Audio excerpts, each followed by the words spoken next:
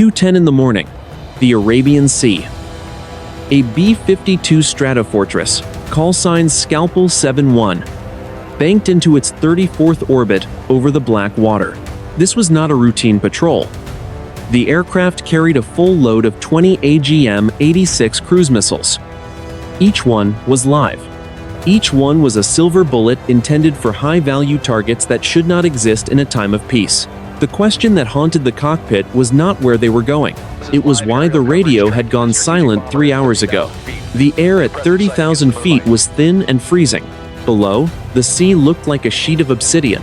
The massive bomber moved through the night with a heavy and purposeful grace. Major Elias Thorne adjusted his oxygen mask. His eyes moved across the green glow of the instrument panel. Everything was normal.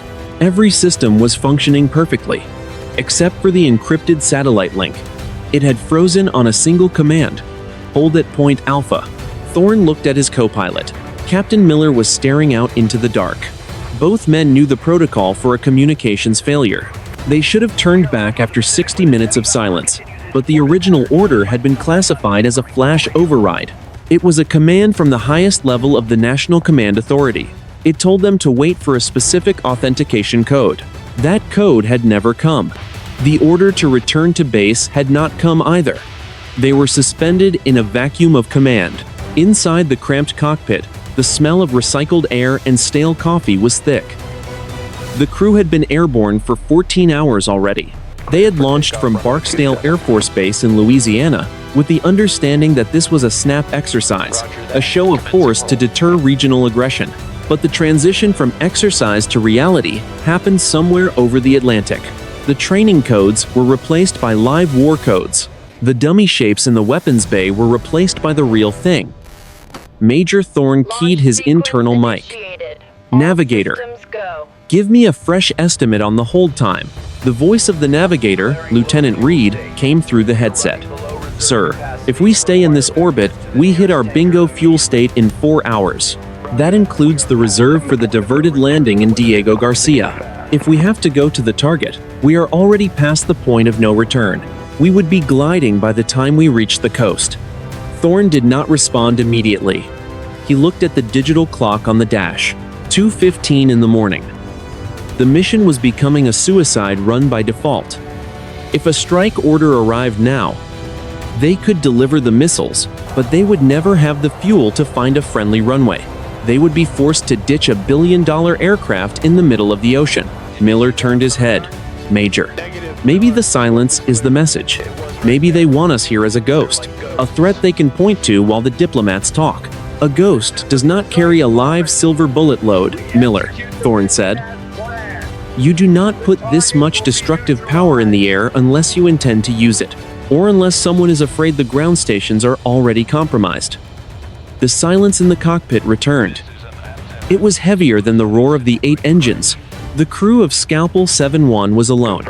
They were a 3-compartment fortress of aluminum and steel, drifting over a sea that was beginning to feel like a graveyard. They were waiting for a voice that refused to speak. Deep in the back of the plane, the electronic warfare officer stared at his screen. He saw something the pilots did not: a faint pulse on the horizon. A search radar. It was not American. It was coming from the north, from the coast they were supposed to be watching. The morning was still quiet. It would not stay that way. 3:15 in the morning.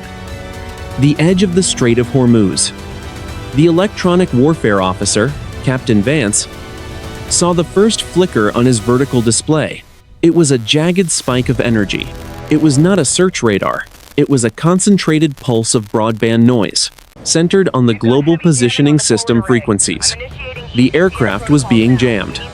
Vance leaned into his console. The green light of the screen reflected off his visor. Vance spoke into the headset. Major, we have active jamming. On the primary and secondary navigation bands, someone is trying to blind our coordinates. Thorne responded immediately. Confirm source. Is it sea-based? Vance adjusted a dial. Negative. The signal is coming from the north-northeast. High power. This is a land-based installation. Most likely the site near Jask. Inside the B-52, the atmosphere shifted.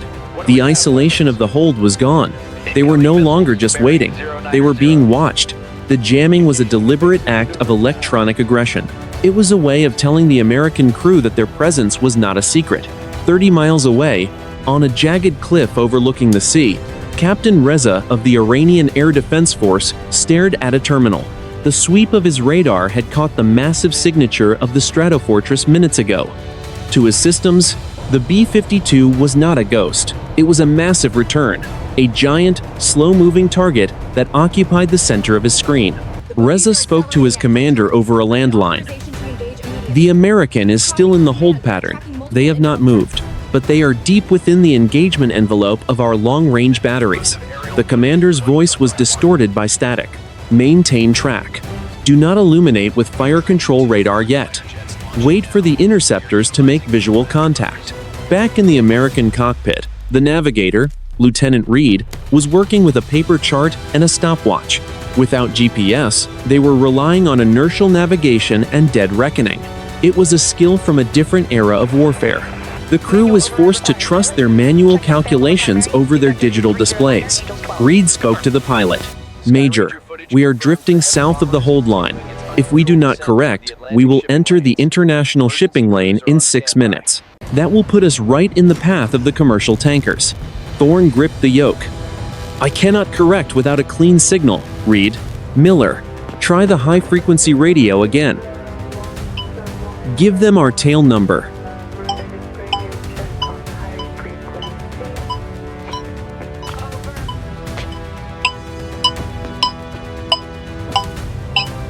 Miller keyed the radio.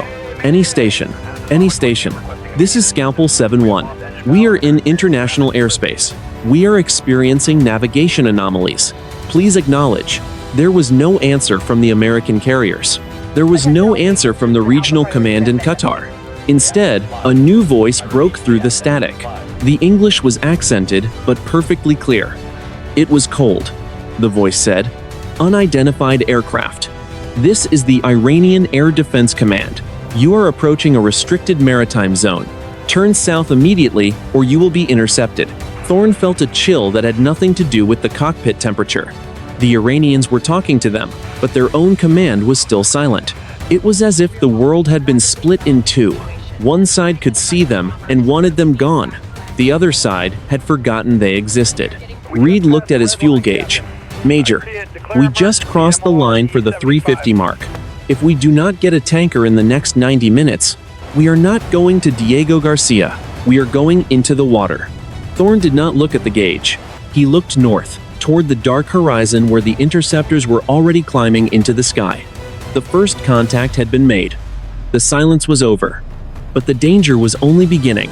4:20 in the morning. Bandar Abbas Air Base. On the edge of the Persian Gulf, 2 Su-35 interceptors taxied onto the runway. Their engines roared, sending twin plumes of blue flame into the humid night air. Inside the lead cockpit, Major Cave adjusted his flight gloves. He was a veteran with 15 years of experience. To him, this was not a game of politics. It was a matter of sovereign territory. He felt the kick of the afterburners as his aircraft surged forward. Within seconds, the heavy interceptors were airborne, climbing steeply toward the coordinates provided by ground radar. Cave spoke to his wingman over a secure link. Viper 2. Maintain 5-mile separation. Keep your radar in standby. We will use the infrared search and track system for the initial approach. We do not want to spook them into a defensive posture yet. Viper 2 responded. Copy. Systems are passive. I have the target on data link. It is a big one. 4:45 in the morning. Inside the B-52, the cockpit was bathed in the harsh red light of the battle lamps. Captain Vance, the electronic warfare officer, leaned forward. His headset began to emit a low, rhythmic chirping sound. It was the sound of a pulse Doppler radar sweeping across their fuselage. It was not a ground station this time. It was airborne. Vance alerted the crew. Major, we have airborne interceptors. Bearing 350. Range is 40 miles and closing fast. They are high and coming in at Mach 1.2. Thorne gripped the yoke tighter. Miller, lights to full bright. If they are coming for a look, Let them see we are not hiding. Check the master arm switch. Ensure it is still in the safe position. I do not want any accidents. Miller checked the panel. Master arm is safe. But the weapons bay doors are powered. If we need to cycle them, we are ready. The B-52 was a massive, lumbering giant compared to the agile Russian-made fighters closing in on it. It had no teeth for air-to-air combat. Its only defense was its electronic suite and the hope that the rules of engagement would hold. 5:05 in the morning. The intercept. The sun was still below the horizon, but the sky was beginning to turn a bruised purple. Out of the darkness, two silver shapes materialized. They moved with a predatory elegance, one sliding into position off the B-52's left wing, the other hovering 1,000 feet above the tail. Major Thorne looked out his side window. He could see the glow of the Su-35's cockpit and the dark outlines of the missiles hanging from its pylons. The radio crackled. It was the same cold voice from the ground station, but now it was coming from the lead pilot. Major Cavey spoke. American bomber. This is the Iranian Air Force. You are in a restricted sector. Your presence here is considered a hostile act. You have 3 minutes to change your heading to 180. If you do not comply, we are authorized to use force. Thorne keyed his mic. Iranian interceptor. This is Scalpel 7-1. We are in international airspace. We are maintaining our assigned station. We have no hostile intent. I repeat, we have no hostile intent. Cavey responded instantly. Your intent is irrelevant. You are carrying live strategic weapons. My radar shows your bay doors are powered. Turn now, or we will engage. Thorne looked at his fuel gauge. It was a ticking clock. He looked at the interceptor off his wing. The Iranian pilot was so close, Thorne could see the movement of his head. The B-52 was trapped between an empty tank and a pair of heat-seeking missiles. Thorne whispered to his crew, "Hold steady. Do not deviate. We are waiting for the code."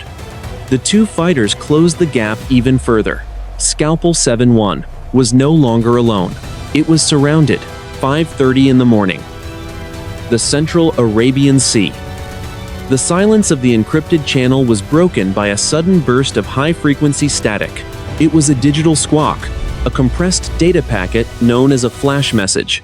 Inside the B-52, the electronic warfare officer, Captain Vance, stiffened in his seat. His fingers flew across the keyboard of the mission computer. The screen flickered with a series of alphanumeric characters. Vance spoke into the headset. His voice was tight. "Major, we have a burst transmission. Precedence, flash. It is a strike authorization format." Thorne gripped the yoke. "Read it back. Vance, give me the authenticator." Vance began to read. Sky King. Sky King. Do not answer. Alpha. Bravo. X-ray. 3. 5. 9er 7. Break. Break. He paused. He looked at the bottom of the display. "Sir, the message is incomplete. The final 2 characters of the authentication suffix are missing. The checksum does not match." Thorne looked at his co-pilot, Miller. The cabin was silent. A flash message was the highest priority in the American military. It was a command that superseded all others.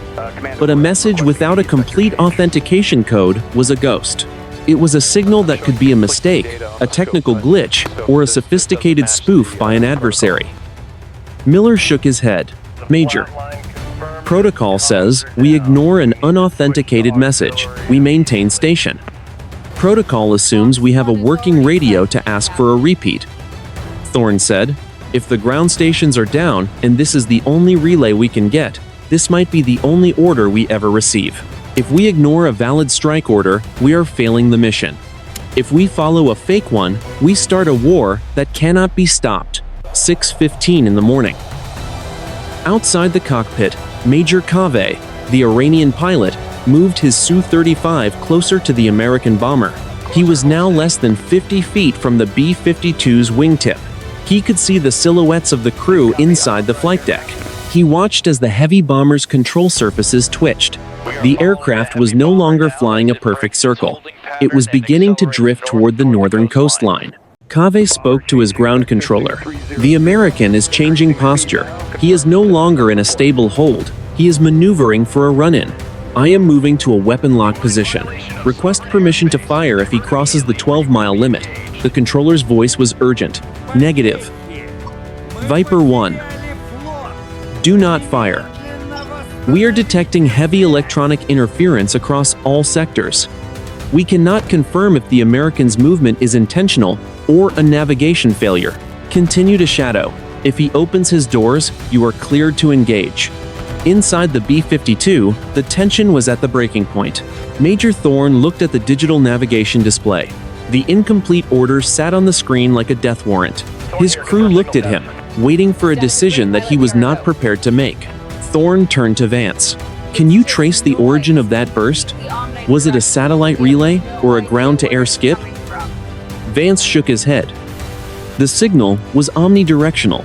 It could have come from a carrier, a bunker in Nebraska, or a laptop on a fishing boat. Without the suffix, it is a ghost.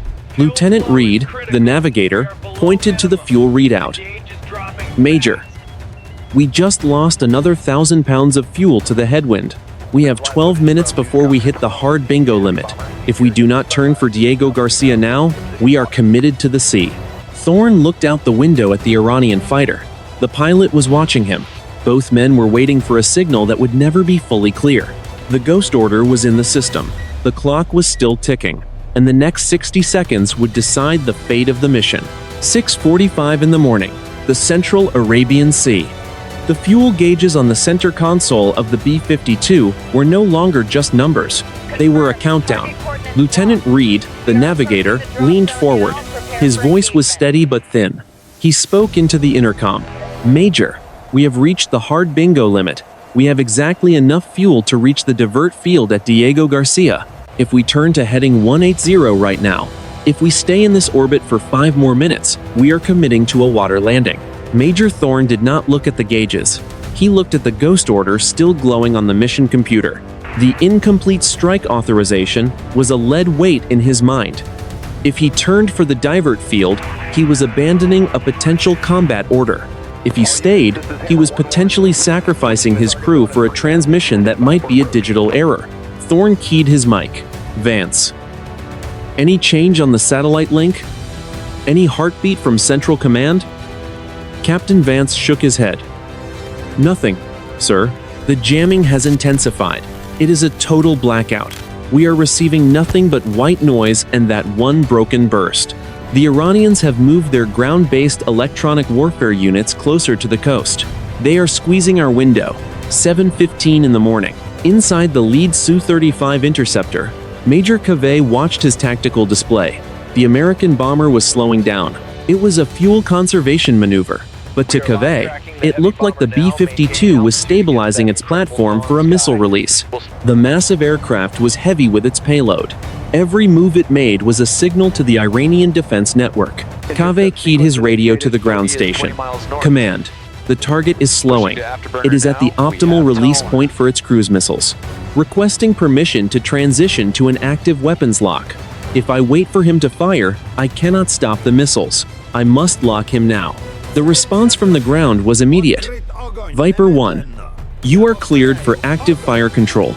Do not launch unless the bay doors cycle. Repeat, only on bay door movement. Inside the B-52, the cockpit was suddenly filled with a high-pitched, steady warble. It was the sound of a terminal threat. The radar warning receiver flashed a red diamond on the screen. The Iranian interceptor had transitioned from a search track to a hard lock. We are spiked, Captain Miller shouted. Major, lead interceptor has a solid lock. He is 5 seconds from a launch sequence, 7:30 in the morning. Thorne felt the adrenaline spike. The situation was no longer a stalemate. It was a countdown to a collision. He had a broken strike order on his screen and a hostile fighter locking his aircraft. The professionalism of the crew was the only thing keeping the cockpit from descending into chaos. Thorne spoke with a forced calm. Miller, give me the pre-launch checklist for the weapons bay. Vance, prepare the decoys and the jammer. If he fires, we have one chance to break the lock before the missile impacts. "Sir," Miller said, "if I power up the weapons bay, the thermal signature will spike. The Iranians will see the heat increase. As the doors prepare to open, they will think we are about to fire."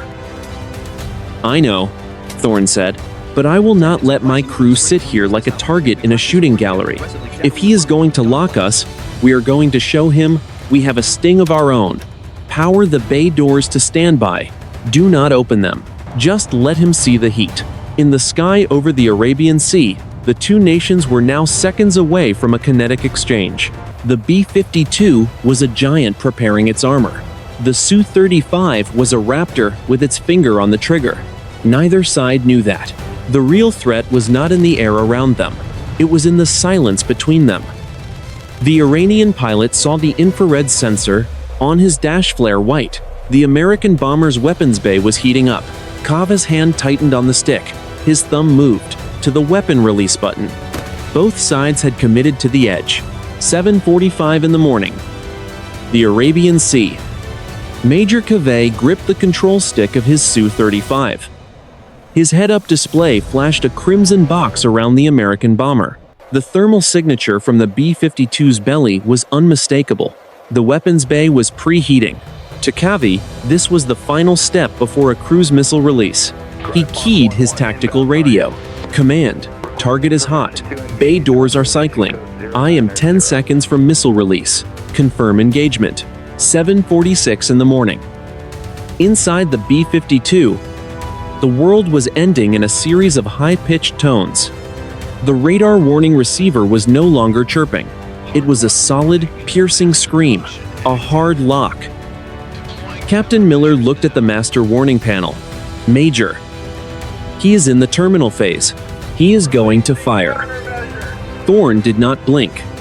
"Vance, electronic countermeasures to maximum. Release a single flare bank to show him we are alert. Miller, get ready to bank hard." 7:47 in the morning. A cluster of magnesium flares ignited behind the B-52. They burned with the intensity of small suns falling toward the ocean. Major Kaveh saw the flares. He interpreted the move as a defensive screen for a launch. He flipped the master arm switch to the armed position. His finger rested on the cold metal of the trigger. "Command, target has released countermeasures. I am engaging now." 7:48 in the morning. The Iranian ground station remained silent. Only static filled Kaveh's ears. He looked at his wingman. The second fighter was moving into a high-cover position. Both pilots were waiting for the word that would change the world. 7:49 in the morning. Inside the American cockpit, a new sound emerged. It was the mechanical groan of the weapons bay doors. They were moving. Major Thorne looked at the controls. His hands were off the switches. "Miller, why are the doors opening? I did not authorize a cycle." Miller's face went pale. "Sir, the mission computer, the ghost order. It is a timed override. The incomplete code has triggered a preset countdown. I cannot stop it. The doors are opening." 7:50 in the morning. Major Kaveh saw the dark gap appear in the fuselage of the Stratofortress. He saw the rotary launcher begin to turn. This was it. The American was firing. Kaveh squeezed the trigger to the first detent. The infrared seeker on his missile growled in his ear. He began his final exhale. He was 1 second from firing. 7:51 in the morning. The B-52 was a massive target. The bay doors were wide open now. The cruise missiles were visible. Thorne shouted into the intercom, "Manual override. Cut the power to the racks." It was too late. The system was locked in a logic loop. The pilot looked out the window. He saw the flash of the Iranian jet's engine as it moved to the optimal firing angle. 8 o'clock in the morning. The Arabian Sea. The world stopped in a fraction of a second. Major Kaveh's finger was already beginning the physical compression of the trigger when his entire cockpit illuminated with a blinding, sterile white light. The head-up display in the Su-35 did not just go dark, it vanished. The growl of the heat-seeking missile was replaced by a sudden, jarring burst of music. It was a commercial jingle, followed by a calm, synthesized voice reading a weather report for the South China Sea. Major Kaveh pulled his hand away from the stick. as if it had burned him. His tactical screen was gone. In its place was a high-definition satellite feed of a civilian shipping lane, hundreds of miles away. "Command, I have lost all systems," he shouted into his mask. "Viper 2. Do you see this? My weapons are offline. My displays are showing. They are showing television." Viper 2 did not respond. His aircraft began to bank away, its movements erratic and uncoordinated. Inside the American B-52, the experience was identical. The screaming radar warning receiver, which had been seconds away from signaling a missile launch, simply cut out. The silence that followed was more terrifying than the noise. Major Thorne looked down at his primary flight display. The altitude, the airspeed, and the heading indicators had been replaced by a scrolling list of stock market prices from the Tokyo Exchange. "Vance, report," Thorne commanded. His voice was steady, but his heart was hammering against his ribs. Captain Vance was staring at his console, in a state of shock. "Sir, we are being bypassed. This is not jamming. It is a total data injection. Someone has hijacked the entire satellite constellation. They are using our own secure frequencies to broadcast a commercial civilian stream. I have no control over the mission computer. The weapons bay doors are stuck. They are frozen at 45 degrees. This was the pivot. The ghost order and the dorm 3-hour silence were not a failure of American command. They were the opening moves of a third-party actor. A massive, synchronized cyber attack had targeted the regional communication hub in Qatar and the Iranian defense network simultaneously. Neither nation was in control of their assets. The B-52 and the Su-35 were no longer weapons of war. They were hijacked nodes in a global digital blackout. The two pilots, who had been a heartbeat away from starting a global conflict, were suddenly unified by a common confusion. Thorne looked out his side window. He saw Major Kaveh doing the same. The Iranian pilot had raised his visor. His face was visible, and his expression was one of pure, unadulterated bewilderment. He was no longer a hunter. He was a passenger in a machine that had been turned into a television receiver. "He is not firing," Miller whispered. "Major, he is backing off." Thorne watched as the lead Su-35 stabilized.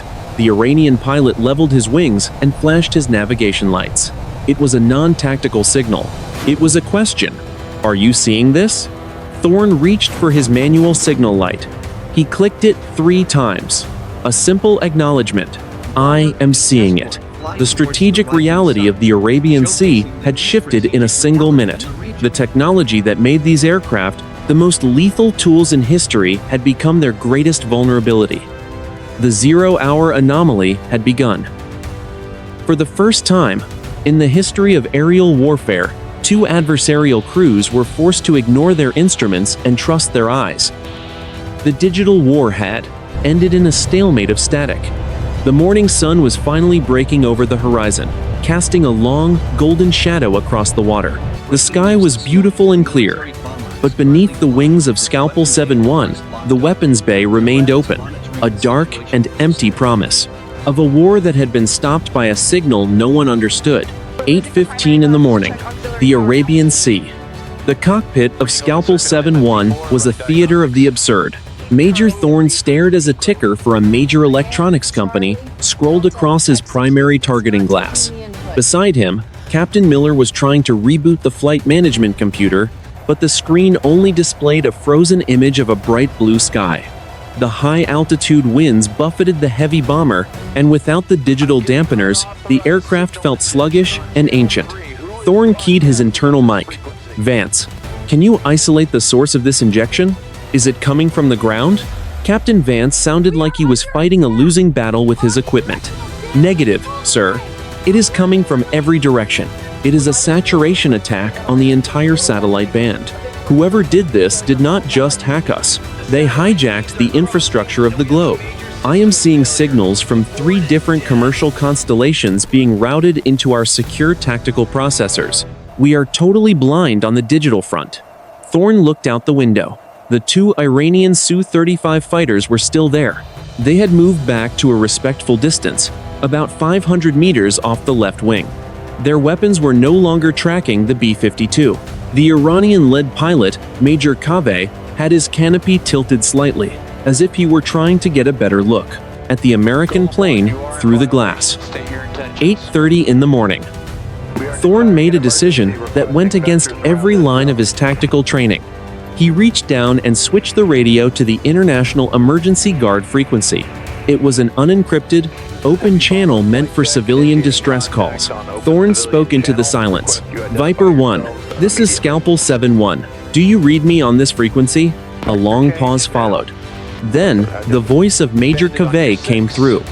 It was no longer the voice of a professional adversary. It was the voice of a man who was lost in the same storm. Scalpel 7-1. I read you. My systems they are compromised. I am receiving commercial video on my primary flight display. I have no radar. I have no navigation. We are in the same state. Viper 1, Thorn said. I believe we have both been targeted by an external actor. The order I received earlier was likely a fabrication. My weapons bay is stuck open. I am not a threat to you. I see your doors, Kaveh replied. I saw them cycle. I was 1 second from firing. If my system had not crashed, you would be at the bottom of the ocean. And if my system had not crashed, my missiles would be halfway to your coast, Thorn countered. It seems we both owe our lives to the people who just broke our planes. 8:45 in the morning. The momentary relief of the truce was short-lived. Lieutenant Reed, the navigator, tapped Thorn on the shoulder. He pointed to a mechanical fuel gauge. It was one of the few instruments that did not rely on the digital bus. The needle was deep in the red. Major, Reed whispered, we are officially past the point of no return. We do not have the fuel to reach Diego Garcia. We do not even have the fuel to reach the coast of Oman. We are at 20 minutes of flight time remaining. If we do not find a way to get gas in the next 10 minutes, we are going to be 8 men in life rafts. Thorn looked back at the Iranian pilot. Kaveh was likely in a similar situation. The Su-35 was a thirsty aircraft, and they had been loitering at high speed for over an hour. Thorn keyed the guard channel again. Viper 1. We have a critical fuel state. We cannot reach a friendly airfield. We are preparing for a controlled ditching in international waters. There was a silence on the other end. Then Kaveh spoke. American, my wingman is already gliding. His engines have flamed out. I have 5 minutes of fuel remaining. There is no one coming for us. The radios to our command are dead. Thorn looked at the horizon. The sun was high now, reflecting off the water with a cruel brilliance. Two of the most powerful military forces on Earth were about to vanish into the sea, not because of a battle, but because they had run out of energy, while staring at each other. Vance, Thorn barked, forget the satellite. Give me anything on the short-range line-of-sight radio. Is there anything out there? Vance didn't answer with words. He pointed out the front windscreen. Far to the south, a tiny speck was emerging from the haze. It was moving slow. It was low to the water, and it was trailing a long, thin shadow. 9:15 in the morning. The southern Arabian Sea. The speck on the horizon resolved into the unmistakable silhouette of a KC-135 Stratotanker. It was flying low, trailing a faint plume of exhaust. It was callsign Python 04. Like the B-52, the tanker was a relic of the Cold War. It was a machine designed to function when the satellites fell and the world went dark. It was flying toward the last known coordinates of the hold pattern, searching for its charge. Major Thorn keyed the guard frequency. Python 04. This is Scalpel 7-1. We have you in sight. Our fuel state is critical. We are at 5 minutes of usable flight time. Our digital navigation is compromised. We need a manual hookup. The voice of the tanker pilot was calm. It was a veteran's voice. Scalpel. This is Python. We copy your distress. We are experiencing the same anomalies. Our screens are showing Japanese game shows.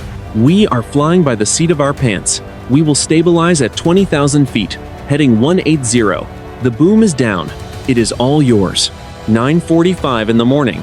The B-52 moved into the pre-contact position. Without the automatic flight envelope protection, the massive bomber was difficult to trim. The air was turbulent. Thorne felt the sweat stinging his eyes. He gripped the yoke with both hands. The tanker loomed ahead, a giant bird of prey in the morning light. Inside the tanker, the boom operator lay on his stomach. He looked through the rear window at the approaching B-52.